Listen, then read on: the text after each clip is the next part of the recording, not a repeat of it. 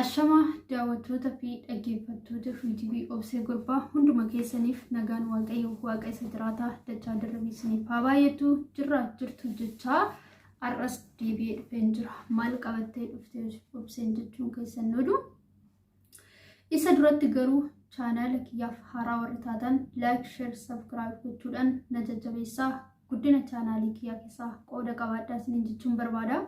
Akkasumas immoo warroonni na jajjabeessaa turtan galatoomaa ulfaadhaa eebbifamaa isiniin jedha. Warroonni immoo maatii naaf hin ta'in maatii naa ta'a wantoonni nani gadhiisu akka isin qaqqabuuf maatii naa ta'a isiniin jechuun barbaada. Walaa jajjabeessuun waan gaariidha. Maaliif wal jajjabeessuun aadaa keenyaa isiniin jedha. Walaa guddisnu baay'ee isin dadhabsu baay'ee isin uffisu like gochuu subscribe gochuun hamma kana dadhabbii fidu jechuudha. Kanaaf walaa jajjabeessu isiniin jechuun barbaada. Arrammoo maal qabattee dhuftee obseenotanii macaafa qulqulluun qabattee dhufee inni jireenya nuuf ta'es inni bu'aa bahii waan hunda keessatti nu gargaares wangeela kana bichaadha jechuudha. Maaliif qormaanni dhabamee otoo hin taane qormaanni otoo jiru bu'aa bahii baay'een otoo jiru rakkinni otoo jiru gaddi otoo jiru wanta hunda keessatti inni nu gargaare gooftaa Yesuus Kiristoos bichaadha. Kanarratti nuti waaqayyoon qabaachuu keenyatti gammachuu qabna jechuudha. Wanti lafa kana abdii namatti nuru abdii nama qabsiisu jechuudha. Garuu waaqayyoon qabaachuu keenyatti hin gammanna. Waaqayyoon argachuu keenyatti gammachuu guddaa qabna. Maaliif bakka namni waaqayyoon hin qabne nagaan qabu, namni wangeela hin qabne boqonnaa hin qabu. Amma kamiyyuu jireenyi lafa kanaa yoo itti tole boqonnaa sammuusaaf boqonnaa foonsaa hafuura isaan qabachuudha. Kanaaf waaqayyoon qabaachuu keenyatti haa gammannu hundumti keenya. Waaqayyo immoo inni waan hunda keessatti nu gargaare bakka abbaa, bakka haadhaa, bakka obboleessaa, bakka obboleettii bu'ee inni nu faana ta'ee maqaan gooftaa Yesuus Kiristoos haa ulfaatu. Galanni gooftaa Yesuus Kiristoos haa ta'u. Dhugaa utoo jechuudha bakka jirru gola jiru kana keessatti wanta nu eegu tokko yookaan immoo zabanyaa nu eegu tokko odoo qaxarannee irreegame qarshii isaa amma dhufu irreega. Garuu waaqayyo nagaa nuu kennee irreega tokko malee idaa tokko kaffiyyaa tokko malee inni nu eegaa jiru maqaan isaa ulfaatu. An akka waaqayyoon jiru har'a nuti otoo zabanyaan an eeggamnu ta'e otoo namaan an eeggamnu ta'e kaffiyyaa qaba dadhabbii qaba bu'aa bahii guddaa qaba. Garuu aniif isin har'a waaqayyoon qabaachuu keenyan kaffiyyaa tokko malee bu'aa bahii tokko malee gammachuu guutuudhaan gola jiru haala jirrutti jirra jechuudha. Galanni waaqayyoof haa ta'u. Kan akka gooftaan jiru maqaan gooftaa Yesuus Kiristoos haa ulfaatu.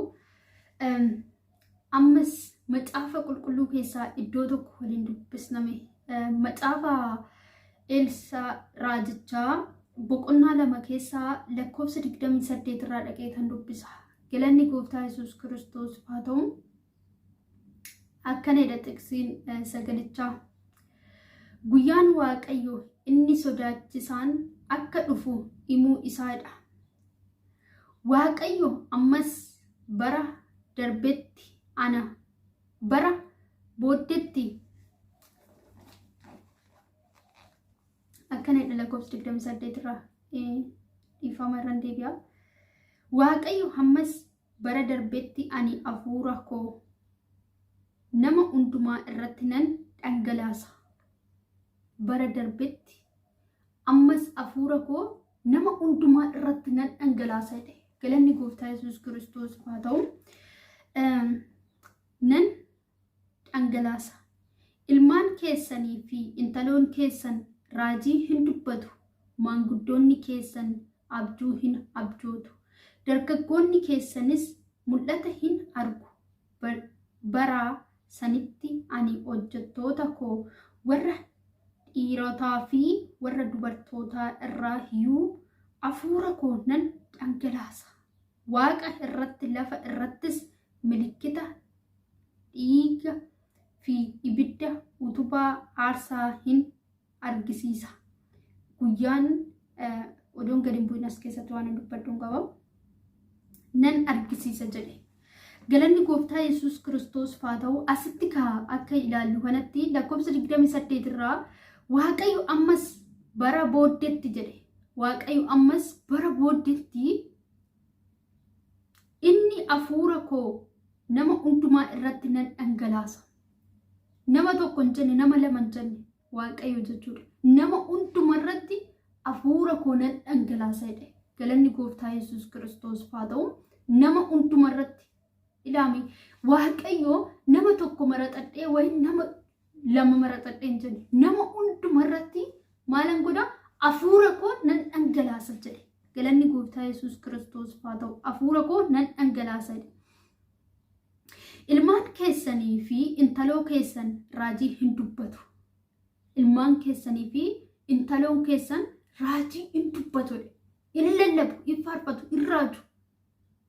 Sagalee Waaqayyoo hin dubbisu. Galanni gooftaa Yesuus Kiristoos faa ta'u. Raajii hin dubbatu.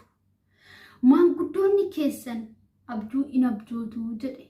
Maanguddoonni keessan abjuu in abjootu. Dargaggoonni keessan mul'ata hin argu. Bara sanitti ani hojjettoota koo warra dhiirotaa fi warra dubartootaa irratti iyyuu hafuura koo nan dhangalaasa. Hojii Waaqayyoo dhugaa dinqiidha. Warra dhiiraa fi warra dubartoota irratti hafuura koo nan dhangalaasa jedhe. Galanni gooftaa Yesuus Kiristoos faa ta'u dhiira bichaadhaan jenne, dubara bichaadhaan jenne, wayin immoo jaarsa waliin jaartii bichaadhaan jenne. Dhiiraaf dubartii hunda irratti maalan godha hafuura koo nan dhangalaasa jedhe. Eenyudha har'a namni hafuura Waaqayyoo barbaadu? Eenyudha hafuura Waaqayyootiin guutamee dhugaadha fuula Waaqayyoo dura kan deddeebi'uu barbaadu? Eenyudha har'a lafa kanarratti sagalee Waaqayyoo lallabee jiraachuu namni barbaadu? Bara keenya kana keessatti wangeelli hojii qaasiraati fakkaate jechuudha. Ittiin daldaluu, ittiin jiraachuu, ittiin bakka wanta ittiin injira miti kunoo akka daldala suuqii keessaa tokkotti namni sagalee Waaqayyootiin daldalaa jira bara kana. Fuuldura keenya lubbuu keenyaaf maal taana? Har'a nuti yoo akkana goone boroo maal taana jedhee dhalli namaa ofii isaatiif yaaduu dhiisee jira bara kana. Maal yaadaa jira? Dhalli namaa kana yaaduu dhiisee maal yaadaa jira? Wantuma har'a bu'aa argatee, wantuma har'a argatee itti fayyadamu.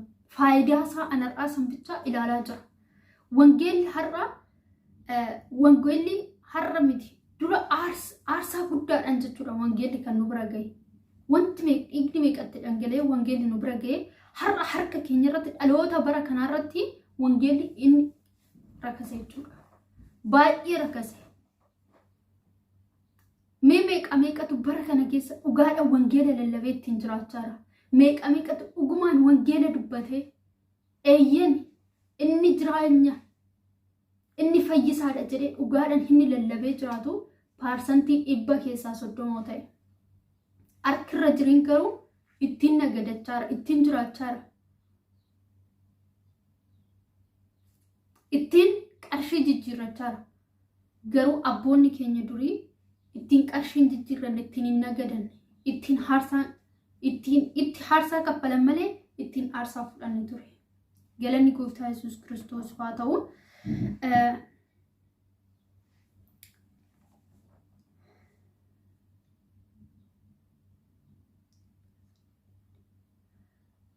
Galanni gooftaa Yesuus Kiristoos faa ta'u.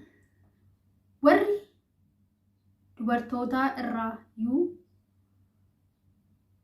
Waaqa irratti lafa irrattis milikkita dhiiga fi abidda utubaa aarsaa nan argisiisaa jedhe. Waaqa irrattis lafa irrattis milikkita utubaa aarsaa nan argisiisa jedhe. Galanni gooftaa Yesuus Kiristoos faa ta'u. Guyyaan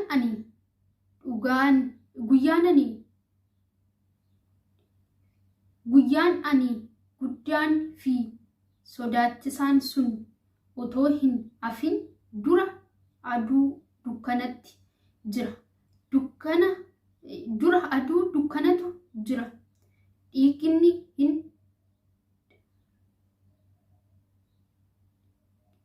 dhiigetti hin dararamu maqaan waaqayyoo warra waammatan hundi garuu hin oolu jedhe. Maal godhu? Rakkina booda dukkana boodas ifatu jira. Ifatu jira jedhe. Rakkina boodas ifatu jira jedhe. Aduun dukkanaat jira. Aduun dukkanaatti jira. Jiras dhiigetti hin geeddaramu. Aduun dukkanaatti jiras dhiigetti hin geeddaramu. Maqaa waaqayyoo warri waammatan hunduu garuu hin oolu. Maqaa waaqayyoo warri waammatan hunduu garuu hin oolu jedhe. Meeqaatu keenyaarra waaqayyoon dhugaadha waammannee oolaa jirra. Galanni gooftaa Yesuus Kiristoos haa ta'u. Wanti fe'e odoo dhufe, qormaanni fe'e, bu'aa bahiin fe'e odoo dhufe, maqaa gooftaa keenyaa waammannee isa ooluu dandeenyu jechuudha. Isa ooluu dandeenya. Maaliif? Maqaan Yesuus inni jiraatadha. Waan hunda irrattuu inni gargaaradha. Kanaaf maqaa waaqayyoo inni waammatan hunduu garuu hin oolu jedhe. Akkuma ani waaqayyo jedhe ture. Warri ana waame tulluu xiyyoon irratti jedha. Warri ana waame tulluu xiyyoon irratti jedha. Galanni gooftaa Yesuus Kiristoos haa ta'u. Sagalee kana baay'ee natti toleen jechuudha kanan gara keessa fide. Obboloota koo bakka jiru haala jiruutti dhugaadha fuula waaqayyoo dura deddeebinee waaqayyoon haa barbaaddan. Warroonni immoo maqaa waaqayyootiin daldaltan adaraa asumaan sin gaafadha. Maqaa waaqayyootiin hin daldalaa. Wangeela dhugaa, wangeela jireenyaati malee wangeela daldalaati miti. Wanta baay'ee jira lafa kanatti daldallee kan ittiin jiraannu. Wanta baay'ee jira lafa kanarratti gurgurannee jireenya keenya kan ittiin fooyyessuu dandeenya. Garuu wangeelaan jechuudha. Sagalee waaqayyoo lallabaa, sagalee waaqayyoo sobaan dubbachaa, faarfannaa afuura irraan taane faarfachaa, kadhannaa afuura irraan taane kadhachaa, lallaba afuura irraan taane lallabaa daldalaa jiraachuun nutti hafu. Waaqayyo hin dhufa. Guyyaan waaqayyoof dhiyaatee jira. Har'as borus gooftaan hin dhufa. Nutti himamees jira. Nutti lallabamees jira. Dhageenyes jira. Gurri keenya akka nama dhageen ta'in. Kanaaf sagalee har'a dubbisas marrattan dhaaba.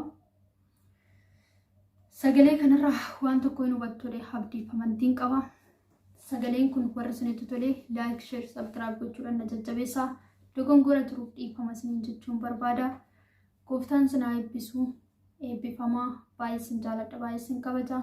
Ayyaanni gooftaa isiniif haa baay'atu. Viidiyoon biraatti amma deemutti oraaf la'a.